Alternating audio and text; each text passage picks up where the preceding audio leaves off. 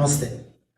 ఈరోజు విశేషంగా ఈ ధనుర్మాసంలో ఉండే ముక్కోటి ఏకాదశి కంటేను ద్వాదశి చాలా ఫలితాన్ని ఇస్తుంది.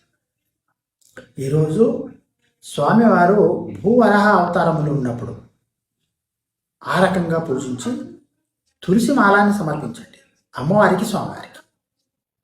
ఇది చాలా మంచి ఫలితాన్ని ఇస్తుంది. ఈ బ్రహ్మముహూర్తంలో స్వామివారికి, అమ్మవారికి ద్వాదశి తిథి చూసుకొని ఉదయాన్నే 7 గంటలకల్లా పూజ, తులసిమాల సమర్పణ. ఈ పరిహారం మీ యొక్క పూజ భూ వివాదము, ఇల్లు నిర్మాణాలు ఇలాంటివికి చాలా సహకరిస్తాయి. ఎందుకంటే స్వయాన అమ్మవారు భూదేవి స్వరూపం. స్వామివారితో సహా ఉంటే చాలా విశేషమైన ఫలితాలు వస్తాయి.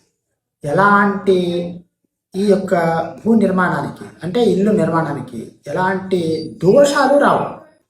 విశేషంగా ఇక్కడ మీరు తులసి మాలాన్ని సమర్పిస్తున్నారంటే భూవరాహస్వామి లేకున్నా నారాయణ క్షేత్రాన్ని ఎంచుకోండి.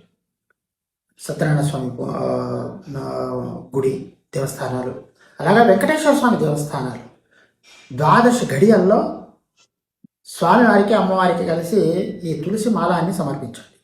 చాలా విశేషమైన ఫలితాన్ని పొందుతారు. కలియుగంలో వెంకటేశ్వర స్వామి తులసి మాలకు చాలా ప్రసన్నుడయ్యాడు. ఇది విశేషమైన ఫలితాన్ని వస్తుంది. శుభం భూయాత్.